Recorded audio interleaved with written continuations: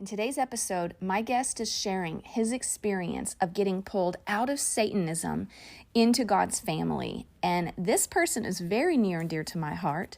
And it's a beautiful testimony of how he should have died multiple times. And he shares these stories about throughout his life, his journey of discovering God, how God reached into his life, intervening, saving and protecting him. And it was all the result of who we found out later was someone who'd been praying for someone in his family for 50 years, and how she finally wept seeing the fruit of her prayers in his life when he finally began serving the Lord. You guys, it's got so many curves and interesting stories, and this person I'm interviewing is my dad. So it's a very personal look at both our family and his life story. So let's jump in, and ladies, don't miss the life hack at the end. It's a really simple beauty tip for you.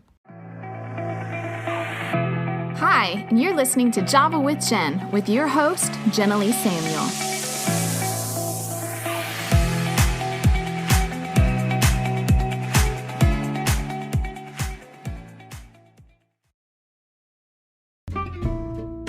Oh my gosh, before we dive into the episode, I had to make sure to share this exciting news with you that Java with Jen officially has a merch line and a coffee line. Holla! You can go grab a snuggly sweatshirt, a trendy graphic tee, and a super cool coffee mug to go with your delicious, organic, and naturally sourced coffee from Didomy Coffee, who have so generously partnered with me for our coffee line.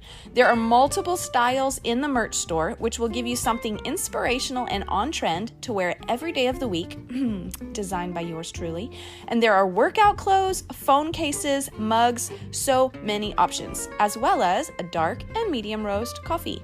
So much goodness, you do not want to miss this. That's at javawithjenmerch.com, javawithjenmerch.com. Go check it out, and if you order something, throw it in your stories on social media and tag me so we can see what you're loving. That's javawithjenmerch.com. Go check it out. All right, you guys, well, I have a very special guest for today's show, which is my dad. Say hi, Dad. Hi, Dad. And I wanted to have him come on because my son had asked how he came to know Jesus. He knew a little bit about my dad's history, just enough to be curious. And as my dad shared his testimony earlier, I was like, this is actually a really powerful testimony and really relevant. Last week, we talked about how to teach your kids about spiritual warfare and the demonic realm and stuff like that, which is kind of heavy. And I know a lot of people aren't used to talking about those kinds of things, but it's real. It's real life. So we're going to talk about it. Anyway, so Dad's testimony and how he came to know the Lord is just really powerful and a really fascinating story. And it also reinforces the power of our prayers. So if you have a loved one that does not know the Lord that you've been praying for, I think his story will really encourage you in the power of continuing to pray for that person. So anyways, Dad, I don't want to take too long, but why don't you introduce yourself and go ahead and share your story with us. Well, my name is Alan Lott. First off, I'd like to say that God has a plan for everybody, whether we know him or not. It's just probably easier for the plan to come about if we do know him. Yeah. I found out when I was maybe 13 or something. I wasn't expected to live when I was born. Now, the reason he wasn't expected to live was because his arms were crossed over the top of his head in the womb, and it created a major crater in his skull. His arms were crossed over the top of his head, and you could put your hand across the top of his head and touch both sides of his skull without touching his arms. And that's how deeply embedded his arms were into his skull. So they had to restructure his skull after he was born. Anyway, because of that particular situation, the doctors told my mom that I probably wouldn't live, but if I did, I would probably be a vegetable, which just goes to show that doctors can sometimes be wrong, especially if God has a plan. So anyway, we overcame that, but it got me thinking about why am I here? And everybody asks that question, one form or another, at some time in their life. How old were you when you started wondering that? Somewhere between probably 10 and 13. And since we weren't a church-going family, even though my mom had been raised in church, but my dad had an affinity against churches, but we didn't go to church. Occasionally, my best friend would go to church with his family, and they would invite me, and I would go. But my dad was career Navy, so we moved around a lot, and we lived in Guam, and we were out exploring in the jungles one time, and he stopped me just before I walked off a huge cliff. I could tell in the voice when he yelled stop that I'd better stop. And he said to back up, and I backed up, and he said, now look where you were going. And I looked, because I had been looking on the side of the mountain because it was a World War II battle emplacement area. Oh. And so I looked where I should have been looking all along. The full-grown palm trees looked like about a quarter-inch high. It was a scary time. Another time in Guam, too, we were out exploring, and I found... Wait, but you didn't explain. What were you about to walk off of? A cliff. Oh, okay. Oh, I didn't say it was a cliff before. Yeah. Sorry, we got distracted. His phone went off. Yeah. And, it was a cliff, and those little bitty palm trees look like little toy palm trees down there on the beach. Oh, gosh. And stuff, so... I don't know how many feet it might have been, 1,000 feet or something, but... Jeez. Yeah, you definitely I've been afraid of heights ever since. Aww. Actually, I have a healthy respect because God delivered me of the fear of heights. I have a healthy respect for heights now. Anyway, there's numerous times that God has saved my life. But I love hearing how the Lord kept intervening at these different points in your life to keep you alive, even though you didn't know him. Okay, so fast forward then. You've gone through these different things. So you started wondering in junior high, what is my purpose? You have these near-death experiences where God just supernaturally protects your life, even though you may not have recognized that was what was happening in the moment. So then how did you end up coming to the point of making a decision to... Well, I guess you could say I was a bit of an agnostic, and I believe there was something, call it God if you want, because the doctors expected me to die when I was born because of the brain damage that they anticipated and everything. But I didn't, and I had nothing to do with that. Yeah. Almost walking off a cliff and then almost drowning in the ocean at Danny's birthday party. And here the Lord intervened and he uses our history. We were out in storm surf in a riptide, and we shouldn't have been out there, but we were. I lost my board, and I was trying to get into shore to retrieve it, but I was in the rip, and the waves were breaking top to bottom, meaning they were breaking all the way down to the sandy bottom of the ocean. Oh, wow. Instead of just part way down. If they break part way down, you can dive under them and pop up on the back side, but when they break top to bottom, you're just kind of in like a front loader washing machine, and it just tumbles you and tumbles you and tumbles you. You don't know which end is up. Yeah, that's scary. But hopefully when you do pop up, you've got some time. But waves come in sets, and so generally when I popped up, I had just enough time to see which way I was facing, turn my back to the incoming wave, and take a breath and tumble all over again and stuff. And I got tired of it, and I wasn't getting any closer to shore. In fact, as I was being pulled further out. So since I had been searching and wondering, about things, I figured, okay, this is my time to die. I kind of had a, strange as it sounds, a little bit of a peace with that. And I said, God, if you're really there, my life is in your hands. Do with it as you see fit. And I was going to inhale at that time, but I look back now and I think it was God implanting thoughts in my head.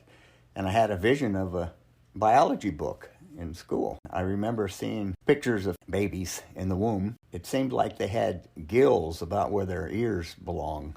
And I can remember briefly thinking, oh, that must be how we breathe in the amniotic fluid in the womb. Then the voice spoke again. It said, I want you to take in the water, but don't breathe it in. Just draw it into your mouth, grit your teeth together, and force the water out through your teeth. Made no sense, but I didn't even challenge it. I just, okay. So I took this salty, sandy water in my mouth, and I forced it out between my teeth, and lo and behold, my lungs filled with air. That's an impossible task, but it happened 3 times.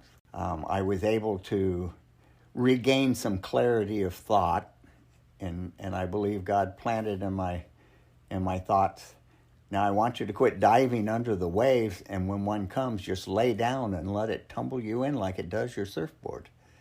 And that's how I finally got to shore, was just being tumbled that way.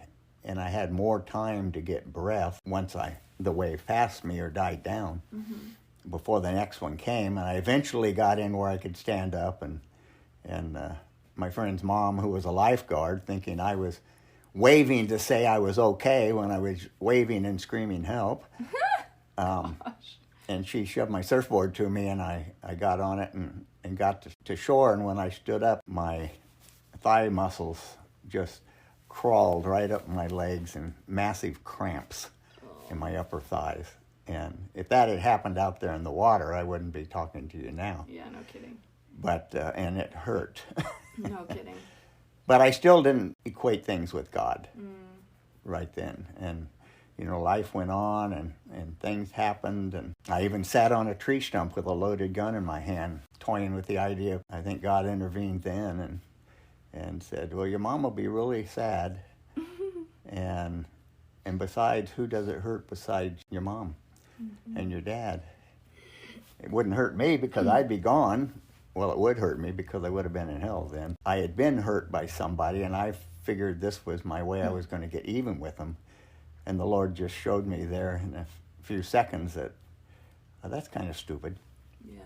It's not going to hurt them. And so I think it was some prayers of people that I didn't even know at the time, and just God's plan that all of these things are part of history, but I'm still here. Well, and I actually was having a conversation with a friend last night who messaged me, and she was like, my brother, he kind of lives with one foot in the world, one foot loving God, but he's struggling. He doesn't feel like he's hearing God's voice, and da-da-da. So she was trying to console him that, of course God hears you. Like, when you're lost, he intervenes in your life to protect you and keep you and lead you to him and blah, blah, blah. But then, so she went to the Word to try to find scriptures to validate her perspective, and she actually found the opposite. She found scriptures that say God does not hear the prayers of a sinner. He does not hear the prayers of those who despise him, but he hears the prayers of the saints and of the righteous ones. And so she was kind of stuck. She's like, well, what do I tell him then? Like, if God doesn't hear our prayers when we're, if we're a sinner, then how can you account for God intervening in your life like that? And I said, well, that's why people praying for people is so important, because if God hears the prayers of a righteous person who's praying on behalf of somebody, that creates a doorway for God to intervene in their life and rescue them and draw them up. But I also think that when, like Dad's prayer, which was like, God, if you're real, then my life is do with it what you want. Those, I think, are righteous prayers, because they're prayers of like repentance or like surrender. Surrender, for sure. Surrender, and I feel like those come from a righteous place, which is surrendering to God. That's a righteous position, And anyway, so it was interesting. We had that conversation last night. But I really think the fact that, because people who don't know God don't necessarily know his voice, but yet he is powerful enough to speak into where we're at any point in our life, So clearly someone was praying for you somewhere, even if not in your immediate family. Yeah, I hadn't actually thought about it that way. I just figured that God had a plan, and he was going to do his plan as much as possible. Anyway, But anyway, in my searching, as I grew older, I ran further and further from the church, the organized religion, and I figured there had to be something more. And so in my searching, I ended up in Satanism. And just so you know, one of the key things that got me in Satanism was the show Bewitched. Really? It seemed like a harmless thing because Samantha was a white witch. Yeah. So she did good things. Witchcraft is from the devil, period. Yeah. Paint it any color you want. Yeah. Black, white, red, purple, green. I don't care what color you paint it. It's still witchcraft. Yeah. And that, the scriptures say, is from the devil. Well, and when it's more innocent looking like that, it's even more dangerous, because Yes. it gets your guards down and you think, oh, it's nothing. But we talked about this in the last episode of how dangerous opening doors are like that. And so you're saying that was a doorway for you. That was a major doorway for me, because I was resisting the church. But you still craved spirituality. But I still craved, why am I here? Yeah. And stuff. And that's another reason I think that Harry Potter stuff is so popular, because people want power. Yeah. They want recognition. They want acknowledgement. They don't see it in the church. So they go outside. Yeah. And so all of your kids that are reading Harry Potter, that are watching Harry Potter, and you adults too. Yeah. It's a power, a definite power, but it doesn't come from a righteous, loving God. Right. It comes from the angel who is the angel of light, the most beautiful creation of God. Jesus created him, and he turned. Yeah. He got pride in there, and he rebelled, just like I was rebelling against the church. But the problem is, he may deceive you in thinking you have power, and you have acknowledgement, and you have love, and you have everything that God can give you that you need. And yet, if you never turn to Jesus, you will find out the hard way that he takes it all away from you too. He uses people. He uses things. He makes it look like it's all great, but then he takes it all away from you and corrupts you. And I found that out because in my search, I went into Satanism and stuff. Which also, not to interrupt again, but for anyone who thinks that I think most people know Satanism is real, but if you're unfamiliar, you don't realize how present it is in our culture. Like that whole all-seeing eye, that little eye symbol that is showing up everywhere, that is one of the core symbols of Satanism. And like there's so many things that are very trendy and like even in fashion. Like there was a which line was it? Was it Gucci? I think it was Gucci. I don't remember if that was it. But they did a runway show a couple of years back, and they literally, everyone dressed up in the capes, and they had a full-on satanic ritual for their runway show, and they did fake baby sacrifices in the middle of the runway show and everything. I have a friend who is a designer in New York City who was at the runway show, and she's a spirit-filled believer, and she said she wanted to leave that place so bad. She was praying in tongues under her breath. She was like, it was so demonic and satanic. But Satanism has quietly infiltrated all aspects of our society, and Christians, because we're so busy justifying it and dismissing it, like, oh, it's not that big of a deal. Oh, it's not that big. It's just Harry Potter. It's just this. But if you're not looking and seeing that the enemy cloaks himself as an angel of light, he's counting on you dismissing it. He's counting on you minimizing it and thinking it's really just innocent play pretend. And it's not. It's real. That's true. In my searching, I didn't have much exposure to church, but I wasn't seeing that love and power and stuff that we crave. And so my searching led me into Satanism. I discovered then, even though I was always nervous about it, and that's one of the things that stopped me, I went to San Francisco to introduce myself to Anton LaVey, who is the U.S. High Priest in Satanism, author of the Satanic Bible, or at least so he claims. And I drove around his block 2 or 3 times debating whether I wanted to go to the door, and I never did. And here again, I think that was just the Lord's hand protecting me. But I still went into Satanism and stuff, had a huge library on all kinds of stuff, Ouija boards. They're not innocent. No, they're not. Don't kid yourself. And they sell hundreds of thousands of them, or at least they used to at Christmas time. I mean, there's lots of kid games like light as a feather, stiff as a board. We did that as kids, and I remember feeling demonic presences come into the room. Me and Sarah stopped. We were like, no, we gotta stop. This is not okay. Good. I haven't even heard of that one. No, yeah, I'll have to tell you about it. But there are just so many. All of this New Age stuff is satanically inspired. Has a great cover on it, but you can't judge a book by its cover. So anyway, I got into Satanism, and my wife, before kids, and I were living in San Jose, California, and I had a room that was my room. She had a room that was hers, and then we had ours. And I went to mine one time and put a pentagram on the floor and had the candles burning and all that kind of stuff, because I was going to do a ritual to conjure up a demonic mentor. I didn't know it was a demonic mentor. I just knew it as a spiritual mentor. In the middle of that, I felt a presence getting more malevolent all the time. Like hostile. Very, and becoming more real all the time as I went through the recitation of the spell and stuff. And at one point, here again, I look back on it and believe that God intervened and said, you need to stop now. You go beyond this point, there's no turning back. There was the presence actually of the feeling of two presences. One that was a minor presence that I had felt ever since I'd started the enchanting, and maybe even a few times before that. And then there was a presence of a far more powerful one. The amount of anger that I felt being directed towards me was very scary. So much so that when I got to that one point where I felt like there was no turning back if I go beyond, I stopped what I was doing. I thought about just walking out of the room, but knew that you don't just walk out of the middle of a ritual. You have to close it off. I didn't know anything about the Bible except that they all had black covers, which shows how little I knew. Yeah.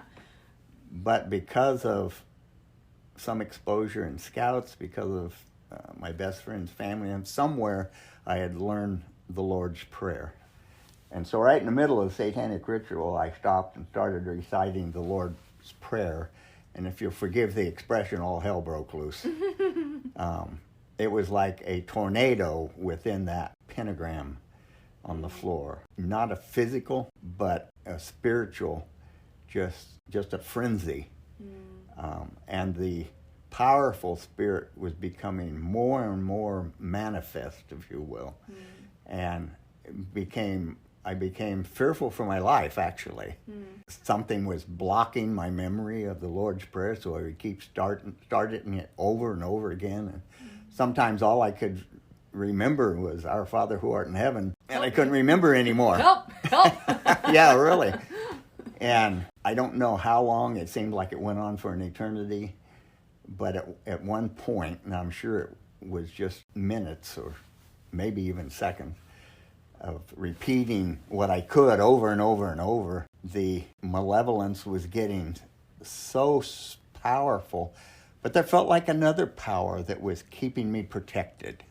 And so at one point, I'd been looking at the door, and the doorknob didn't always open. It didn't always work right. And I was thinking, if I can get out of the room and close the door, everything will be all right. But I was afraid the door wasn't gonna open, and I was really concerned about what might happen if it didn't. Because once you leave the pentagram, you give an avenue for the others to leave the pentagram, unless you've closed the ritual off. That's why you always close the ritual off. At some point, I felt like I could do it. I ran to the door. It flew open in my hands. I stepped out in the hallway and closed it and just leaned against the wall, holding onto the doorknob and just feeling like if I went back in that room, I would see it totally destroyed. The presence of a malevolent power was so strong. And that's when I decided, okay, maybe there is something about church, because that power was not the power that saved me when I was born. Yeah. That power was not the power that had my lungs filled with air when I was drowning. Yeah. That power was not the power that allowed me to not walk off that cliff. That power is totally a destructive power. For a long time, it was clothed to where I couldn't see what it was, but during that explosive ritual time, I saw what it is. Yeah. Then because of that, my search went on. When I was in college getting my degree in journalism, I delivered newspapers out in the country, 100 and some miles a day from a car. And on Sundays, to keep me awake, I listened to the radio. And the only thing that's on in the San Joaquin Valley in California on Sunday mornings, at least back in the 70s, was church services. Yeah, Christian radio. Yep. good preaching, bad preaching, indifferent preaching. It was all preaching and stuff, and I would just flip through channels and listen to different, because I was out there for hours delivering papers, and so I heard it all, and it got me thinking. There was enough good out there that it got me thinking, and unbeknownst to me, my wife had been searching too, and she had gone into Fresno. We lived out in the country a little bit, and she'd gone into Fresno one time and to get a couple of books she had heard about on Christian radio, and they weren't in the store at the time. The Baptist pastor of the People's Church in Fresno was connected with the bookstore, and when they came in, for some reason, God, I'm assuming, he felt led to deliver the books himself instead of having us come in and get them. And so he came out and he asked if he could talk to us, and we were ripe for the pickings. And my wife had been preparing dinner, but we totally forgot about it when we got to talking with him, and he led us to the Lord. And so we feel like we fulfill both Old and New Testament by accepting Christ for the New Testament, and our dinner burned, so we had a burnt offering for the Old Testament. That's funny. And literally we had to throw it out because it was a burnt offering. Yeah. Wow. So, your journey was years in the making. Yes, years, my whole life. So, like, for anybody who's listening, if you've been praying for somebody for years, sometimes it takes years. So I was just shy of 32. Wow, and you started questioning when you were 10. I started questioning way back preteen, teen, early teen. Yeah, wow, yeah. So 20 years or so. And started seriously questioning when I was 17 after that near drowning experience. Yeah. And then one thing led to another. My wife and I both ended up being called into missionary work. Before I could do that, the places we applied at wanted some seminary training.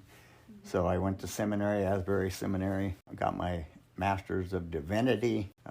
We went with World Gospel Mission as missionaries to the American Indian mission field. And there was a lot of spiritual warfare there. I remember that as a kid. Oh, a ton of it.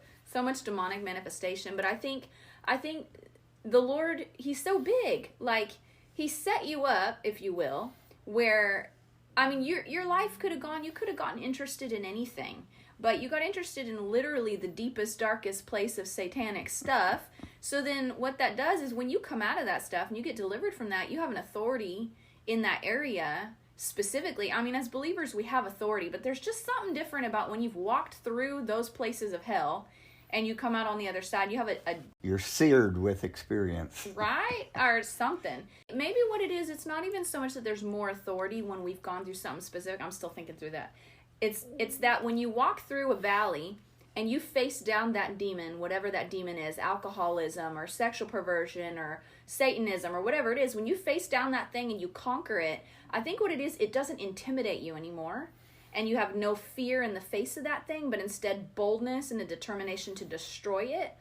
And just the fact that we're not limited by the fear of that thing anymore is what causes us to walk in more authority against it. I mean, like, there's a holy fear, like a wisdom fear. Like, don't get caught up with that thing again. Right. You know what I mean? But a fear that comes from, I know the lies you tell, and you're not going to pull one over on me. You know what I mean? Like a determination to destroy it. We deviate a little bit here. While I was on deputation. Deputation is when you go to raise money to be a missionary on the field. Yes. Going to speak. We were staying with some people in Missouri that I didn't know them before the pastor took us to their house and introduced them to us, and I found out they were relatives. During the church service, I noticed there was an elderly lady sitting with them in the front of the church there, and she was quietly crying during the service, and I didn't know if my preaching was so bad that she was in pain or what, but we were actually invited to her house after church for a meal, and Richard and Beverly took us, over there and stuff, and it was Richard's mother, and she was my dad's great aunt or second cousin removed aunt or something. Anyway, my dad knew her, and she knew my dad. And I asked her at one point, I said, I noticed you were crying. Without prying, was that because I was doing such a terrible job or what? And she said, no. She said, I have been praying for 50 years or thereabouts for your dad to know the Lord and somebody in his family to do a great work for the Lord. Wow. She said she felt like her prayers, she could see the answer right before her. If you could see us, we're both in tears here now. It's hard to pray that long for things. But if you've got a prayer warrior, consider yourself blessed. And even though I never knew her, I consider myself blessed that she was praying for my dad and his offspring. And even though I'm not technically in the pastorate or missionary work anymore, though that never quits, I see in some of my kids the same work and the same upbringing that she was praying for. Yeah. So it doesn't stop with one generation. Yeah. Neither does the enemy's work. That's why it's so important. But even though we may have a season where we totally forget to pray for everybody, it's never too late to pick it up again. Right. So I would encourage you. It doesn't have to be a long prayer. It just the Lord wants to know your heart. Yeah. And if your heart is that you, your loved ones, your future loved ones, those you may never see, that God just wants to know in your heart that you want them to know Him. Wow. Yeah. And stuff. So anyway, that's kind of a long way around to where I am today. Yeah. Well, and I'm even as like I was kind of in tears too as you shared that, because I'm thinking she's probably gone on to be with the Lord by now. I'm sure. And she didn't know beyond what she saw with you the impacts of her prayers, but she didn't know you were going to raise 4 kids who were working on the 4th, but would serve the Lord and love the Lord, and so then me now with my 4 kids and what I've sown into them, which is a result of you guys sowing into me, which was a result of her prayers over your dad, Yeah. And then whatever my 4 kids, generations removed. Yeah, like all these generations that come, like those prayers of 50 years, she wasn't just praying for one person, even though she was only praying for one person, like her prayers will impact multitudes, because me and Stephen have received prophetic words that Prophet Phil, he said, I see in heaven all the people that were touched by your life in your lifetime. He said, I see multitudes of people. And he cried as he shared the word, because he was so touched by what he saw that we would experience in heaven as a result of us serving the Lord. And she'll get credit for all of that, which is just so beautiful. So I just love the full circle. I love the testimony of Jesus, how what we don't realize is when we pray, your words carry a frequency into nature, into the spirit realm, into the earth, and that frequency never actually stops. Your prayers are continually before the Father. You may pray once, and that prayer continues to echo through eternity. It's not like our prayers lose power over time. When your prayer is released from your mouth, it continues to go before the Father until that thing is fulfilled. And situations have what Revelation talks about, bowls of anointing. And that when that bowl is filled with the prayers of the saints, then it pours out onto that situation. And that's when we see the manifestation of what we've been praying for. And so that's why sometimes it takes time. And if that bowl is really big, it takes more time, But when it's poured out, that means the work is that great, And so, just for those of you who are listening, if you have a child, a spouse, a loved one, someone in the family who just hasn't come to know the Lord yet, there's so many places in Scripture that promise, like even in Acts where it says that first one member of your household and then the rest of the household shall be saved. And so I pray that over my family all the time, because there's one person in our family who still hasn't surrendered his life to the Lord, and I'm believing that he will. Because those prayers aren't fruitless, but that bowl of anointing over his life must be big. We've all been praying for a while. And so, but if you've been praying for anyone, just take heart, 50 years of praying.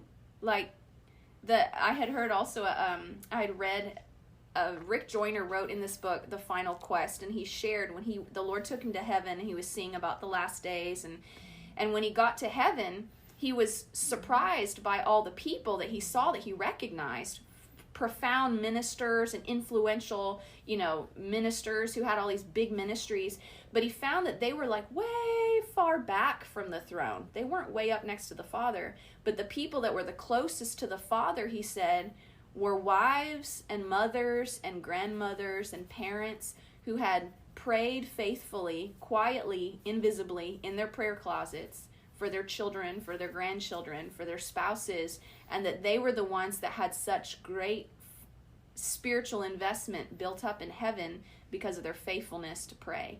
And that just kind of shifted my perspective of what greatness in the kingdom of God really looks like. But Dad, thanks for sharing your story. I want to thank you for forcing me to do this. Uh-huh. No. I did kind of have to convince him. Because it really reinforces lots of needs. They need to be less self-centered. They need to be praying for others regularly to get closer to God. It's good stuff. Well, you guys, thanks for listening to this episode. And listen, if it touched you, if it blessed you, let me know. Send me a message. I love to hear how these episodes are impacting you guys. I don't think you guys quite realize how many of the episodes that I do are actually built off of questions y'all send in or feedback that you guys give me, because, the whole purpose of this podcast is to serve you guys. So let me know if this touched you, and please share it with someone, especially if you know someone who's been praying for a loved one. Send it to them. I think it'll encourage their heart. So thanks for listening, you guys. Don't forget, come follow me on Instagram at Java with Jen. That's where I do a lot of behind the scenes and ask a lot of questions, and I love to hear from you guys there. Also, go stop by the merch store at javawithjenmerch.com, where you can get some swag and some fun merch. And there's also lots of fun stuff I throw up on there that's not necessarily Java with Jen branded, but it's just cool and inspirational graphic tees and whatever that are fun to wear for your everyday streetwear. So you guys, I love you. Stay. Psst, hey, it's Jen. Have you ever listened to one of the episodes and thought to yourself, oh, I wish I could leave a response to that, or I wish I could leave feedback or ask a question?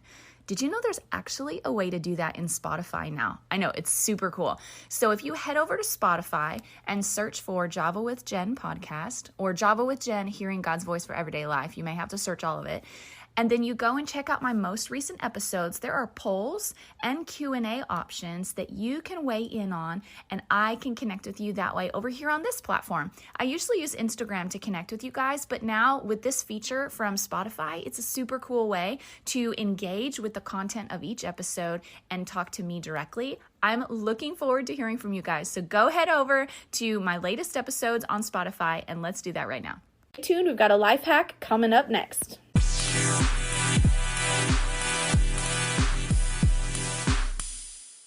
Okay, ladies, this little beauty tip now, for those of you who have not discovered this, I'm about to change your life. I'm sitting here doing this very thing that I'm about to share with you. Okay, so if you have not used press-on nails, I know, we just flashed back to the 80s, I know, but press-on nails found this new revival of who they are and what they do for you during COVID, because all the nail salons were closed, right? And so we all still wanted pretty nails, can't necessarily do them ourselves besides polish, and that's a waste of time because it comes off in 24 hours. And so press-on nails have become they have stepped up their game. In fact, the ones I'm putting on are like this rainbow chrome. They're super cool looking in a really unique shape, which I'm trimming them down and filing them down so that they're not too long for me. But I love them because when I'm in a hurry to have my nails done, I do this a lot with photo shoots. If my nails are all uneven or I just don't have time to do them, literally I sit down, and they have press-on nails now that just come with stickers on the back. So you just literally pull the plastic part off and then just pop it right on your nail, and you have a manicure in a minute and a half. It's awesome. But the ones I'm doing today, I'm gluing on. But these are so great. And here's my little personal hack. Press-on nails can be anywhere from like $5 to $10 for a set. Usually you can get 2 rounds out of a set. What I like to do is I like to go look for them at places like Ross, Burlington, Marshalls, TJ Maxx, because they're going to be between $3 and $5 there. So they're much cheaper. Or you can go on Amazon and you can get whole sets of them, like lots of them for, 5 boxes, 5 sets for like $10 or even less. So They come in solid colors. They come little decorated things. They have like accent nails or plain solid, different shapes, different sizes. You can get long ones, short ones, medium ones, whatever. So this is a great way to up your manicure game. Real simple. When you're in a hurry, you need something. And what I do is I just carry super glue with me, because nail glue and super glue are basically the same thing. And I just put a tiny drop on the back of the nail and stick it on if it ever pops off anywhere that I'm at, which doesn't happen a lot. Usually I can get a full week out of them if I prep my nails correctly. So that's your life hack, ladies. I know. I just gave away that I'm an 80s child, but they have definitely experienced a renewal, and they're actually trending, this whole press-on nail thing. If you don't like plastic press-ons, you can always do nail wraps, which is it's like a sticker that goes on your nail, and there's a certain way to apply it, but you can get a good week to a week and a half or 2 weeks out of nail wraps as well. Same concept. It's almost like you're applying dry nail polish to your finger, and it's a sticker form, and they have really cool ones. And again, you can find those at Marshall's, TJ Maxx, Ross, places like that. Otherwise, Amazon or just your regular, Target, Walmart. So there's your life hack for a really quick manicure, pedicure experience, especially for those of you moms with young children or a busy lifestyle. So there you have it. There's your life hack for today. Y'all, I hope you liked today's episode. I hope it touched you. And if you don't know Jesus and you want a relationship with Jesus, my dad's story encouraged you, built your faith, contact me, or simply this. The word says that if you confess with your mouth that Jesus is Lord and believe in your heart that God raised him from the dead, you will be saved. And it's that simple. And so I'll just walk you through really simply. If you want to accept Jesus in your heart, you can just pray this. You can just say, Lord, I know I've sinned. I know I'm a sinner and I deserve death, but I ask you to forgive me. I know that Jesus came and died to take my sin, and I ask that you would forgive me and cleanse me and make me new and make me a part of your family. In Jesus' name, I give my life to you. And when you pray that, and you pray it with a heart that means what you're praying, the word is very clear that you become a member of God's family. If you pray that, if you experience salvation as a result of listening to this episode, or if you've been saved recently and you want some guidance on how to grow in your relationship with the Lord, please message me, send me a message on Instagram, at Java with Jen, or you can email me at javawithjenpodcast@gmail.com and let me know that that's you. I would love to have a conversation with you. We could set up a phone call, and I would just love to walk with you through that and get you some tools and build a relationship with you to make sure that you're growing and learning. You come into a new family, you need family members, right? So anyways, thanks you guys for listening. If that's you, please reach out and share this episode with anybody that you know. It was just a really fun listen, a fun record for me. Not so fun to edit, but we had a great time. So I'll see you guys next week. Thanks for being such loyal listeners, and come join the fun on Instagram at Java with Jen. Catch you guys later. Thanks so much for tuning in to today's show. For those of you who've rated or shared this podcast on social media, thank you. Reading your comments and reviews always means so much to me. Listen, let's stay connected. Come follow me on Instagram at Java with Jen, where you can follow the latest and say hey. It's a really great way to stay in touch. Many of you have also asked how you can support the show. You can make donations through the Anchor app or on Patreon. Or of course, by sharing, rating, and reviewing on social media and iTunes as well. Your heartfelt feedback always reminds me why I do this. Also, we have merch coming. Stay tuned and I'll let you know when it hits the stores. Until next time, remember, you will fulfill your greatest destiny one day at a time.